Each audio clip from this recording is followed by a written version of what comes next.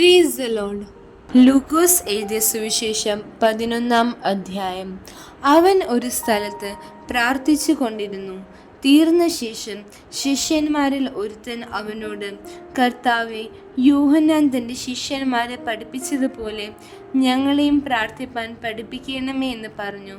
അവൻ അവരോട് പറഞ്ഞത്, നിങ്ങൾ പ്രാർത്ഥിക്കുമ്പോൾ ചൊല്ലേണ്ടത്, സ്വർഗസ്ഥനായ ഞങ്ങളുടെ പിതാവേ, നിന്റെ നാമം വിശുദ്ധീകരിക്കപ്പെടണമേ, നിന്റെ രാജ്യം വരയണമേ, നിന്റെ ഇഷ്ടം സ്വർഗത്തിലെ പോലെ ഭൂമിയിലും ആകണമേ. ഞങ്ങൾക്ക് ആവശ്യമുള്ള ആഹാരം ദിനം പ്രതി തരയണമേ. ഞങ്ങളുടെ പാപങ്ങളെ ഞങ്ങളോട് ക്ഷമിക്കണമേ, ഞങ്ങൾക്ക് കടംപെട്ടിരിക്കുന്ന ഏവനോടും ഞങ്ങളും ക്ഷമിക്കുന്നു. ഞങ്ങളെ പരീക്ഷയിൽ കടത്തരുതേ, ദുഷ്ടങ്ങളിൽ നിന്ന് ഞങ്ങളെ വിടുവിക്കണമേ. പിന്നെ അവൻ അവരോട് പറഞ്ഞത്, നിങ്ങളിൽ ആർക്കെങ്കിലും ഒരു സ്നേഹിതനുണ്ട് എന്നിരിക്കട്ടെ. അവൻ അർദ്ധരാത്രിക്ക് അവൻ്റെ അടുക്കൽ ചെന്ന്, സ്നേഹിത, എനിക്ക് 3 അപ്പം വായ്പ തരണം. എൻ്റെ ഒരു സ്നേഹിതൻ വഴിയാത്രയിൽ എൻ്റെ അടുക്കൽ വന്നു, അവന് വിളമ്പിക്കൊടുപ്പാൻ എൻ്റെ പക്കൽ ഏതുമില്ല എന്ന് അവനോട് പറഞ്ഞാൽ, എന്നെ പ്രയാസപ്പെടുത്തരുത്, കതക് അടച്ചിരിക്കുന്നു, പൈതങ്ങളും എന്നോട് കൂടെ കിടക്കുന്നു, എഴുന്നേറ്റ് തരുവാൻ എനിക്ക് കഴിയുകയില്ല എന്ന് അകത്തു നിന്ന് ഉത്തരം പറഞ്ഞാലും അവൻ സ്നേഹിതനാകൊണ്ട് എഴുന്നേറ്റ് അവനെ കൊടുക്കയില്ലെങ്കിലും അവൻ ലജ്ജ കൂടാതെ മുട്ടിക്ക നിമിത്തം എഴുന്നേറ്റ് അവന് വേണ്ടുന്നിടത്തോളം കൊടുക്കുമെന്ന് ഞാൻ നിങ്ങളോട് പറയുന്നു. യാചിപ്പീൻ, എന്നാൽ നിങ്ങൾക്ക് കിട്ടും. അന്വേഷിപ്പീൻ, എന്നാൽ നിങ്ങൾ കണ്ടെത്തും. മുട്ടുവീൻ, എന്നാൽ നിങ്ങൾക്ക് തുറക്കും. യാചിക്കുന്നവന് ഏവനും ലഭിക്കുന്നു, അന്വേഷിക്കുന്നവൻ കണ്ടെത്തുന്നു, മുട്ടുന്നവന് തുറക്കും എന്ന് ഞാൻ നിങ്ങളോട് പറയുന്നു. എന്നാൽ നിങ്ങളിൽ ഒരു അപ്പനോട് മകൻ അപ്പം ചോദിച്ചാൽ അവന് കല്ല് കൊടുക്കുമോ? അല്ല, മീൻ ചോദിച്ചാൽ മീനിന് പകരം പാമ്പിനെ കൊടുക്കുമോ? മുട്ട ചോദിച്ചാൽ തേളിനെ കൊടുക്കുമോ? അങ്ങനെ ദോഷികളായ നിങ്ങൾ നിങ്ങളുടെ മക്കൾക്ക് നല്ല ദാനങ്ങളെ കൊടുപ്പാൻ അറിയുന്നുവെങ്കിൽ സ്വർഗസ്ഥനായ പിതാവ് തന്നോട് യാചിക്കുന്നവർക്ക് പരിശുദ്ധാത്മാവിനെ എത്രയധികം കൊടുക്കും. ഒരിക്കൽ അവൻ ഊമയായൊരു ഭൂതത്തെ പുറത്താക്കി. ഭൂതം വിട്ടുപോയ ശേഷം ഊമൻ സംസാരിച്ചു. പുരുഷാരം ആശ്ചര്യപ്പെട്ടു. അവരിൽ ചിലരോ, ഭൂതങ്ങളുടെ തലവനായ ബെയെൽസെബൂലെ കൊണ്ടാകുന്നു അവൻ ഭൂതങ്ങളെ പുറത്താക്കുന്നത് എന്ന് പറഞ്ഞു. വേറെ ചിലർ അവനെ പരീക്ഷിച്ച് ആകാശത്തു നിന്ന് ഒരടയാളം അവനോട് ചോദിച്ചു. അവൻ അവരുടെ വിചാരം അറിഞ്ഞ് അവരോട് പറഞ്ഞത്, തന്നിൽ തന്നെ ഛിദ്രിച്ച രാജ്യം എല്ലാം പാഴായി പോകും, വീട് ഓരോന്നും വീഴും. സാത്താനും തന്നോട് തന്നെ ഛിദ്രിച്ചുവെങ്കിൽ അവൻ്റെ രാജ്യം എങ്ങനെ നിലനിൽക്കും? ബെയെൽസെബൂലെ കൊണ്ട് ഞാൻ ഭൂതങ്ങളെ പുറത്താക്കുന്നു എന്ന് നിങ്ങൾ പറയുന്നുവല്ലോ. ഞാൻ ബെയെൽസെബൂലെ കൊണ്ട് ഭൂതങ്ങളെ പുറത്താക്കുന്നു എങ്കിൽ നിങ്ങളുടെ മക്കൾ ആരെ കൊണ്ട് പുറത്താക്കുന്നു? അതുകൊണ്ട് അവർ നിങ്ങൾക്ക് ന്യായാധിപതികളാകും. എന്നാൽ ദൈവത്തിൻ്റെ ശക്തി കൊണ്ട് ഞാൻ ഭൂതങ്ങളെ പുറത്താക്കുന്നു എങ്കിൽ ദൈവരാജ്യം നിങ്ങളുടെ അടുക്കൽ വന്നിരിക്കുന്നു സ്പഷ്ടം. ബലവാൻ ആയുധം ധരിച്ച് തൻ്റെ അരമന കാക്കുമ്പോൾ അവൻ്റെ വസ്തുവക ഉറപ്പോടെ ഇരിക്കുന്നു. അവനിലും ബലവാനായവൻ വന്ന് അവനെ ജയിച്ചുവെങ്കിലോ അവൻ ആശ്രയിച്ചിരുന്ന സർവായുധ വർഗം പിടിച്ചു പറിച്ച് അവൻ്റെ കൊള്ള പകുതി ചെയ്യുന്നു.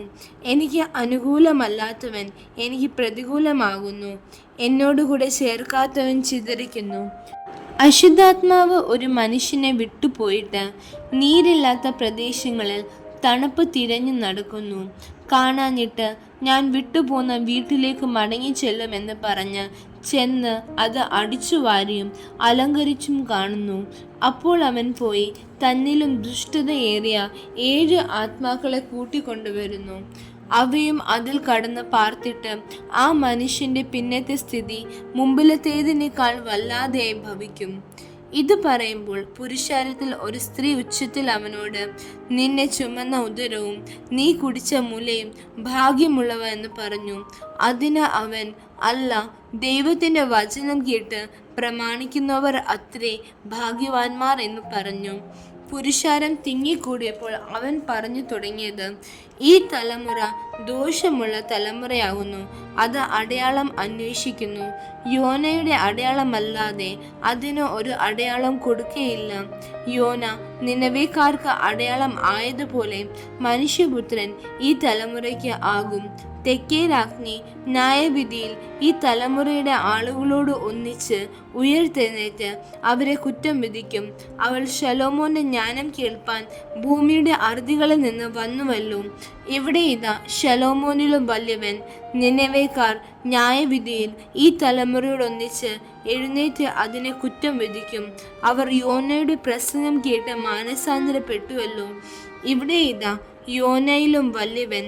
വിളക്ക് കൊളുത്തിയിട്ട് ആരും നിലവറയിലോ പറയിൻ കീഴിലോ വെക്കാതെ അകത്തു വരുന്നവർ വെളിച്ചം കാണേണ്ടതിന് തണ്ടിന്മേൽ അത്രേ വെക്കുന്നത്.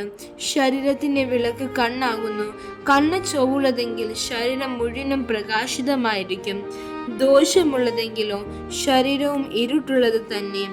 ആകയാൽ നിന്നിലുള്ള വെളിച്ചം ഇരുളാകാതിരിപ്പാൻ നോക്കുക. നിന്റെ ശരീരം അന്ധകാരമുള്ള അംശം ഒട്ടുമില്ലാതെ മുഴുവനും പ്രകാശിതമായിരുന്നാൽ വിളക്ക് തിളക്കം കൊണ്ട് നിന്നെ പ്രകാശിപ്പിക്കും പോലെ അശേഷം പ്രകാശിതമായിരിക്കും. അവൻ സംസാരിക്കുമ്പോൾ തന്നെ ഒരു പരീശൻ തന്നോടുകൂടെ മുത്താഴം കഴിപ്പാൻ അവനെ ക്ഷണിച്ചു. അവനും അകത്ത് കടന്ന് ഭക്ഷണത്തിനിരുന്നു. മുത്താഴത്തിന് മുമ്പേ കുളിച്ചില്ല എന്ന് കണ്ടിട്ട് പരീശൻ ആശ്ചര്യപ്പെട്ടു. കർത്താവ് അവനോട്, പരീശന്മാരായ നിങ്ങൾ കിണ്ടിക്കിണ്ണങ്ങളുടെ പുറം വെടിപ്പാക്കുന്നു, നിങ്ങളുടെ ഉള്ളിലോ കവർച്ചയും ദുഷ്ടതയും നിറഞ്ഞിരിക്കുന്നു. മൂഢന്മാരെ, പുറമുണ്ടാക്കിയവൻ അല്ലയോ അകവുമുണ്ടാക്കിയത്? അകത്തുള്ളത് ഭിക്ഷയെ കൊടുപ്പീൻ, എന്നാൽ സകലവും നിങ്ങൾക്ക് ശുദ്ധമാകുമെന്ന് പറഞ്ഞു. പരീശന്മാരായ നിങ്ങൾക്ക് അയ്യോ കഷ്ടം! നിങ്ങൾ തുളസിയിലും അരൂതയിലും എല്ലാ ചീരയിലും പതാരം കൊടുക്കുകയും ന്യായവും ദൈവസ്നേഹവും വിട്ടുകളയും ചെയ്യുന്നു. ഇത് ചെയ്യുകയും അത് ത്യജിക്കാതിരിക്കുകയും വേണം. പരീശന്മാരെ, നിങ്ങൾക്ക് അയ്യോ കഷ്ടം! നിങ്ങൾക്ക് പള്ളിയിൽ മുഖ്യാസനവും അങ്ങാടിയിൽ വന്ദനവും പ്രിയമാവുന്നു. നിങ്ങൾക്ക് അയ്യോ കഷ്ടം! നിങ്ങൾ കാണുവാൻ കഴിയാത്ത കല്ലറകളെ പോലെ ആകുന്നു. അവയുടെ മീതെ നടക്കുന്ന മനുഷ്യർ അറിയുന്നില്ല.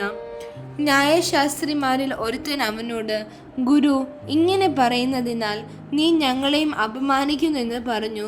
അതിന് അവൻ പറഞ്ഞത്, ന്യായശാസ്ത്രിമാരായ നിങ്ങൾക്കും അയ്യോ കഷ്ടം! എടുപ്പാൻ പ്രയാസമുള്ള ചുമടുകളെ നിങ്ങൾ മനുഷ്യരെ കൊണ്ട് ചുമപ്പിക്കുന്നു. നിങ്ങൾ ഒരു വിരൽ കൊണ്ടുപോലും ആ ചുമടുകളെ തൊടുന്നില്ല. നിങ്ങൾക്ക് അയ്യോ കഷ്ടം! നിങ്ങൾ പ്രവാചകന്മാരുടെ കല്ലറകളെ പണിയുന്നു. നിങ്ങളുടെ പിതാക്കന്മാർ അവരെ കൊന്നു. അതിനാൽ നിങ്ങളുടെ പിതാക്കന്മാരുടെ പ്രവൃത്തികൾക്ക് നിങ്ങൾ സാക്ഷികളായിരിക്കുകയും സമ്മതിക്കുകയും ചെയ്യുന്നു. അവർ അവരെ കൊന്നു, നിങ്ങൾ അവർ കല്ലറകളെ പണിയുന്നു.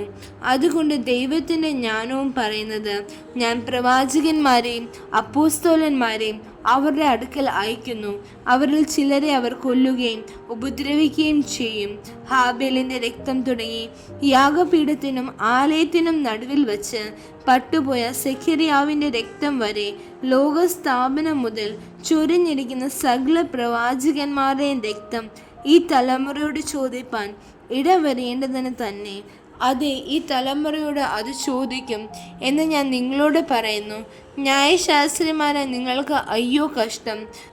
നിങ്ങൾ പരിജ്ഞാനത്തിൻ്റെ താക്കോൽ എടുത്തു കളഞ്ഞു. നിങ്ങൾ തന്നെ കടന്നില്ല, കടക്കുന്നവരെ തടുത്തും കളഞ്ഞു. അവൻ അവിടം വിട്ടു പോകുമ്പോൾ ശാസ്ത്രിമാരും പരീശന്മാരും അവനെ അത്യന്തം വിഷമിപ്പാനും അവൻ്റെ വായിൽ നിന്ന് വല്ലതും പിടിക്കാമോ എന്ന് വച്ച് അവനായി പതിയിരുന്നു കൊണ്ട് പലതിനെയും കുറിച്ച് കുടുക്കു ചോദ്യം ചോദിപ്പാനും തുടങ്ങി. ആമേൻ.